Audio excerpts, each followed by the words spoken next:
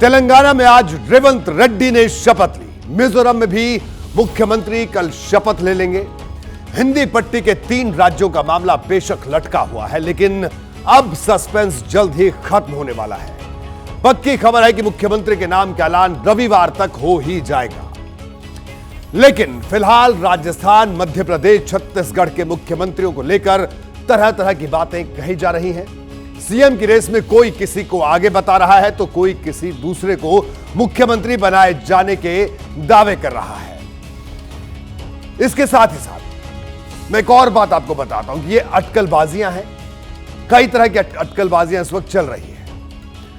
आज मेरे पास जो खबर है वो बहुत बड़ी है, इतनी बड़ी है कि बड़े बड़ों को हैरान कर देगी। खबर क्या है ये देख लीजिए। मुख्यमंत्री पद की रेस में राजस्थान में वसुंधरा राजे पिछड़ चुकी हैं। मध्य प्रदेश में शिवराज सिंह चौहान का भी यही हाल है और छत्तीसगढ़ में रमन सिंह भी मुख्यमंत्री की कुर्सी से दूर दिख रहे हैं। यानी ये तीनों चेहरे इस रेस से दूर दिख रहे हैं। आज बीजेपी के एक बहुत बड़े नेता से जब बात हुई, दिल्ली की राजनीति में उनका बड़ा रसूख है, संघ के भी करीबी हैं। बातचीत के दौरान उन्होंने बड़ी बात कही, जिसका मतलब यही है कि राजस्थान, मध्य प्रदेश और छत्तीसगढ़ में कई ऐसे नेताओं की लॉटरी लग सकती है जिनके बारे में अभी तक किसी ने सोचा नहीं। उनकी बातों से तस्वीर काफी साफ हो गई, लेकिन कुछ सवाल उठ रहे हैं और वो लाजमी भी है। सवाल क्या है देखिए। पहला सवाल, क्या राजस्थान, मध्य प्रदेश और छत्तीसगढ़ में बिल्कुल नए चेहरों को मुख्यमंत्री बनाया जाएगा? दूसरा सवाल, अगर यही बीजेपी की सोच है तो वसुंधरा राजे, शिवराज सिंह चौहान और रमन सिंह जैसे नेताओं का क्या होगा? तीसरा सवाल, बीजेपी इसके जरिए क्या संदेश देना चाहती है? इसके पीछे पार्टी की रणनीति क्या है? ये 3 अहम सवाल।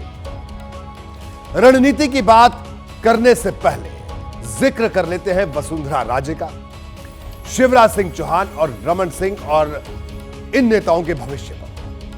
क्योंकि पार्टी लीडरशिप में अगर राज्यों में सत्ता की कमान नए चेहरों को सौंपने का मन बना लिया है तो ये क्या करेंगे? इन्हें कौन काम दिया जाएगा? इसका जवाब पार्टी की रणनीति में छिपा है। कैसे? समझिए। दरअसल बीजेपी की एक परंपरा है, एक संस्कृति है जिस पर संघ की गहरी छाप है। बीजेपी में कामकाज की सहूलियत के हिसाब से पदों के नाम बेशक हैं, लेकिन पद चाहे कितना भी बड़ा हो, पार्टी की नजर में सब कार्य करता है।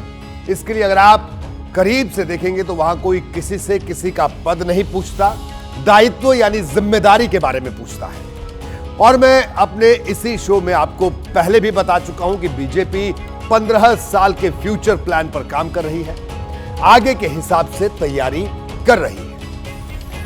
पार्टी के सीनियर नेताओं से जो बात हुई है उससे साफ हो गया कि जो नेता अब तक राज्यों में सत्ता संभाल रहे थे उन्हें केंद्र में लाया जा सकता है। जो नेता अब तक केंद्र में मंत्रालय या पार्टी के या किसी बड़े ओहदे पर थे उन्हें राज्यों की राजनीति में ढाला जा सके। बहरहाल ये तो हुई बीजेपी के फ्यूचर प्लान की बात, लेकिन फिलहाल हिंदी बेल्ट के तीनों राज्यों यानी राजस्थान, मध्य प्रदेश और छत्तीसगढ़ में नतीजे आने के बाद सबसे ज्यादा चर्चा मुख्यमंत्रियों के नामों को लेकर हो रही है। इसलिए पहले इसी पर बात कर लेते हैं। और जैसे कि संकेत मिल चुके हैं कि बीजेपी तीनों राज्यों में बिल्कुल नए चेहरों को मुख्यमंत्री बनाने की योजना पर काम कर रही है। पार्टी ने यह बात ऑफिशियल नहीं की, लेकिन संकेत ऐसे ही मिल रहे हैं बारी बारी से। और यह भी नहीं है कि ऐसा पहली बार होगा। गुजरात में ऐसा प्रयोग हो चुका है। वहां सितंबर 2021 तक विजय रूपाणी मुख्यमंत्री थे, लेकिन अचानक बीजेपी ने भूपेंद्र पटेल को सीएम बना दिया। बीजेपी ने सिर्फ मुख्यमंत्री ही नहीं बदला, पूरा मंत्रिमंडल बदल दिया था। सवाल यह है कि बीजेपी कहीं राजस्थान, मध्य प्रदेश और छत्तीसगढ़ में भी गुजरात मॉडल लागू करके सबको चौंका तो नहीं देगी?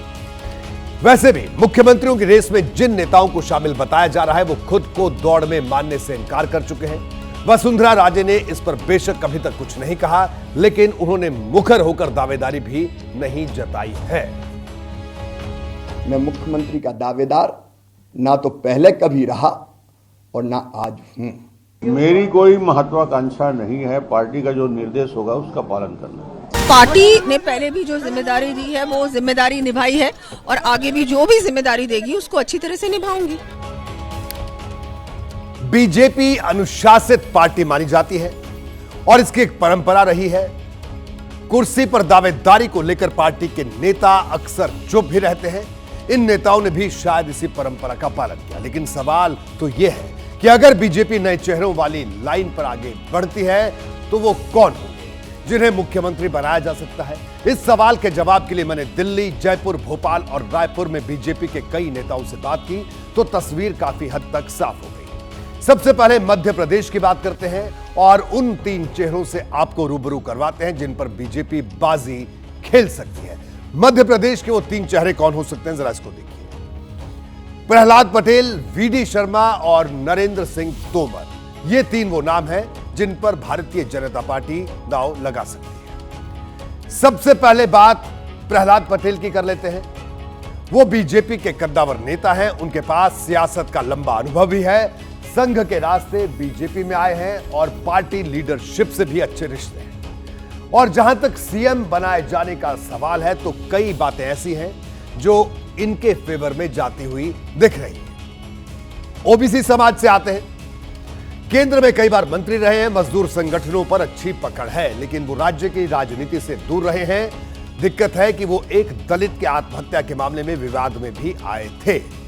आगे बढ़े प्रहलाद पटेल दमोह से सांसद हैं, लेकिन इस बार नरसिंहपुर विधानसभा सीट से चुनाव लड़कर जीत चुके हैं और सांसद की कुर्सी भी छोड़ चुके हैं। पार्टी आलाकमान इनके बारे में क्या फैसला लेता है ये देखना दिलचस्प होगा। खैर, अब आगे बढ़ते हैं और अब बात कर लेते हैं वीडी शर्मा की, जो मध्य प्रदेश में बीजेपी के प्रदेश अध्यक्ष हैं और संगठन के में लंबे अरसे से काम कर रहे हैं। मध्य प्रदेश में बीजेपी की चुनावी सफलता में उनका बड़ा हाथ है। राजनीति की शुरुआत एबीवीपी से की और संघ के करीबी हैं। पब्लिक कनेक्ट भी काफी अच्छा है, लेकिन बीजेपी प्रदेश अध्यक्ष को मुख्यमंत्री बनाने से कई बार बचती भी है। शिवराज सिंह चौहान से उनकी तनातनी की चर्चा कई बार आ चुकी है। तो ये मध्य प्रदेश के वो 3 चेहरे। लेकिन वीडी शर्मा के मामले में एक बात ध्यान देने लायक है कि वो उनकी उम्र जो सिर्फ 53 साल है, मतलब अभी उनके पास राजनीति के लिए लंबा समय है और पार्टी उन्हें फ्यूचर प्लान के तहत भी ग्रूम कर सकती है। अब बात करते हैं सांसद से विधायक बने नरेंद्र सिंह तोमर की, जो कि मुरैना सीट से सांसद रहते हुए नरेंद्र तोमर ने विधानसभा चुनाव लड़ा और जीत गए। वो केंद्र में बीजेपी के कद्दावर नेता रह चुके हैं, पार्टी के लिए कई बार संकट मोचक की भूमिका निभा चुके हैं और चंबल रीजन में सिंधिया के बाद बीजेपी के बड़े चेहरे हैं। इस बात से इनकार बिल्कुल नहीं किया जा सकता। उन्हें सरकार और संगठन दोनों का अनुभव है। बीजेपी केंद्रीय नेतृत्व से अच्छे संबंध हैं। बीजेपी की कैंपेन कमेटी के भी अध्यक्ष हैं, लेकिन लंबे समय से राज्य की राजनीति से दूर रहे हैं। चुनाव के दौरान उनके बेटे के एक वीडियो पर भी विवाद हुआ था। बताया जाता है कि किसान उनसे ज्यादा खुश नहीं है, ये चर्चा है। लेकिन इसके बाद भी तोमर मध्य प्रदेश में सीएम पोस्ट के लिए हॉट फेवरेट माने जा रहे हैं। मध्य प्रदेश की राजनीति पर पैनी नजर रखने वाले लोगों को भी नरेंद्र सिंह तोमर में दम दिखता है। नरेंद्र सिंह तोमर का कद बहुत ज़्यादा भारी और महत्वपूर्ण नज़र आता है, क्योंकि नरेंद्र सिंह तोमर जी का एक तो व्यक्तित्व बहुत ही सुलझा है। चाहे वो शिवराज जी हों, चाहे बाबूलाल गौड़ हों, चाहे उमा भारती हों, सबके साथ उन्होंने बहुत ही सौहार्दपूर्ण वातावरण में काम किया है। कि उनका काम करने का तरीका एक ऐसा है जो नरेंद्र मोदी जी का जो स्टाइल है उससे अगर आप मेल खाने की बात करें तो मुझे लगता है कि नरेंद्र सिंह तोमर का व्यक्तित्व जो है वो सबसे ज़्यादा विश्वसनीय और महत्वपूर्ण है। मध्य प्रदेश का मुख्यमंत्री कौन बनेगा, यह फैसला बीजेपी को लेना है। हालांकि मामला सिर्फ मध्य प्रदेश का नहीं, राजस्थान का भी अटका हुआ है। राजस्थान का मुख्यमंत्री कौन होगा यह अभी तक तय नहीं हुआ है। जहां तक दावेदारी का सवाल है तो वसुंधरा राजे ने खुद अपनी जुबानी कुछ नहीं कहा, फिर भी उन्हें ही सबसे मजबूत दावेदार माना जा रहा था। चुनाव में बीजेपी को जीत मिलते ही उनके घर विधायकों का तांता लग गया। 70 के करीब विधायकों ने उनके घर पहुंचकर मुलाकात की थी। बताया जाता है कि इससे दिल्ली तक बहुत अच्छे संकेत नहीं जा रहे थे। इसके बाद वसुंधरा ने इस पर तो रोक लगा दी, लेकिन बीजेपी के ही एक विधायक के पिता ने उन पर रिजॉर्ट पॉलिटिक्स का इल्जाम लगा दिया। इस बीच वो दिल्ली पहुंच गई। दिल्ली में वो आई और दिल्ली में वो मुलाकातों का दौर भी करना चाहती हैं नेताओं से मिलकर। मुख्यमंत्री के पद पर राजस्थान में किसी ने दावा तो नहीं किया, लेकिन वहां भी कुछ ऐसे ही नाम है, ऐसे चेहरे हैं जिन पर बीजेपी दांव लगा सकती है। मैं आपको उनके बारे में बता दूं, लेकिन यह बात मैं एक बार फिर बता दूं कि यह बात हवा हवाई नहीं है। बीजेपी के एक बड़े नेता ने बातचीत में बताया कि पार्टी राजस्थान में जल्द ही मुख्यमंत्री के फेस का ऐलान कर देगी। उन्होंने किसी का नाम तो नहीं बताया, लेकिन बातचीत के दौरान कुछ नाम की तरफ इशारा जरूर किया और इशारा साफ समझ में आ गया। सबसे पहला नाम अश्विनी वैष्णव। फिलहाल केंद्र में 2 विभागों के मंत्री हैं और गजेंद्र सिंह शेखावत वो भी केंद्र में मंत्रालय संभाल रहे हैं। ये 2 बड़े अहम नाम। शुरुआत केंद्रीय मंत्री अश्विनी वैष्णव से करते हैं। राजस्थान के सीएम की कुर्सी पर उनकी दावेदारी मजबूत बताई जा रही है। इसके एक नहीं कई कारण हैं। पहली वजह है सबसे बड़ी, अगर बात की जाए तो वो पार्टी की सेंट्रल लीडरशिप में अच्छी छवि रखते हैं। दूसरी वजह यह है कि वो मध्य प्रदेश में बीजेपी के सह प्रभारी थे और वहां पार्टी की जीत में उनका बड़ा योगदान रहा, यानी संगठन का भी अनुभव उनको हो गया है। आईएएस अफसर थे, प्रशासन को अच्छे से समझते हैं, ओबीसी हैं, साफ सुथरी और जमीन से जुड़े नेता की इमेज भी बना ली है। आईआईटी कानपुर और पेंसिल्वेनिया यूनिवर्सिटी से पढ़ाई की है, लेकिन मुश्किल यह है कि वो राज्य की राजनीति से दूर रहे हैं। बाकी नेताओं के मुकाबले सियासी अनुभव कम है। बीजेपी उन्हें ओडिशा में संगठन को मजबूत करने का जिम्मा भी सौंप सकती है, चर्चा यह भी है। हमने इस बारे में खुद अश्विनी वैष्णव से बात की, लेकिन मुख्यमंत्री के सवाल पर उन्होंने कुछ भी बोलने से इनकार कर दिया। हालांकि इससे किसी को इनकार नहीं कि उन्हें अपनी अच्छी छवि का लाभ मिल सकता है। सबसे स्वच्छ और एकदम नया नाम है अश्विनी वैष्णव का। भाजपा ये चाहे कि हमारे नेतृत्व एक ऐसे आदमी पर पड़े जो पूरे राज्य को एक दिशा दे सके। तो लगता है कि अश्विनी वैष्णव के जो पास जो कई गुण हैं उससे वो कागज में तो बिल्कुल क्वालिफाई करते हैं। इस मामले में आखिर फैसला बीजेपी को ही करना है और पार्टी ने अगर मध्य प्रदेश में उनके परफॉर्मेंस और ओबीसी फैक्टर को ध्यान में रखा तो पार्टी के लिए उन्हें इग्नोर करना मुश्किल होगा।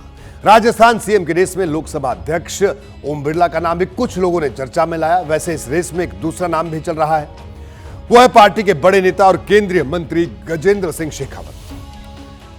वो राजस्थान में बीजेपी के ने अगर प्रचंड जीत हासिल की तो इसमें शेखावत का बड़ा योगदान है।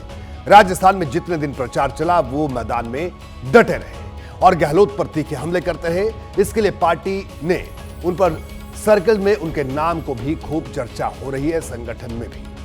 उन्हें राजनीति का लंबा अनुभव है। छात्र जीवन से एबीवीपी के जरिए राजनीति से जुड़े 2019 लोकसभा में जोधपुर से गहलोत के बेटे वैभव गहलोत को हराया था। प्रधानमंत्री नरेंद्र मोदी के करीबी माने जाते हैं, लेकिन कथित क्रेडिट कोऑपरेटिव घोटाले में उनका नाम भी आया था। कई विवादित बयानों के चलते वो चर्चा में रह चुके और लंबे समय से राज्य की राजनीति से दूर है, लेकिन नाम इनका भी चर्चा में। इसके अलावा वो खुद को मुख्यमंत्री पद पर दावेदारी से दूर बता रहे हैं। अपने कार्यक्रम में मोदी की गारंटी में हमने उनसे सवाल भी पूछा था, तो उनका कहना था कि वो कार्यकर्ता हैं और पार्टी जो भी जिम्मेदारी देगी उसे निभाएंगे। काम क्या करवाना है इसका फैसला पार्टी ही करेगी। क्या हम भूमिका बदलते हुए देख सकते हैं गजेंद्र सिंह शेखावत की? भारतीय जनता पार्टी में यह पद्धति परंपरा नहीं है। भारतीय जनता पार्टी में कौन कार्यकर्ता किस भूमिका में काम करे, देश के निर्माण के इस यज्ञ में किसकी आहुति की कहां आवश्यकता है जी, राज्य में, केंद्र में, सत्ता में, संगठन में, ठीक, या उसके इतर भी। जैसे ही घड़ी का काटा दोपहर 2:30 पे आए, बबीता जी का दिल सास बहू साजिश के लिए मचल जाए। और ये है इनकी बहू, पूरे दिन ऑफिस की टेंशन हो जाए गॉन जब ये करें अपना फेवरेट शो फ्री टाइम पे ऑन। इनकी तरह आप भी देखें अपना फेवरेट शो अपने टाइम पर और डाउनलोड कीजिए एबीपी लाइव ऐप अपने स्मार्ट टीवी पर।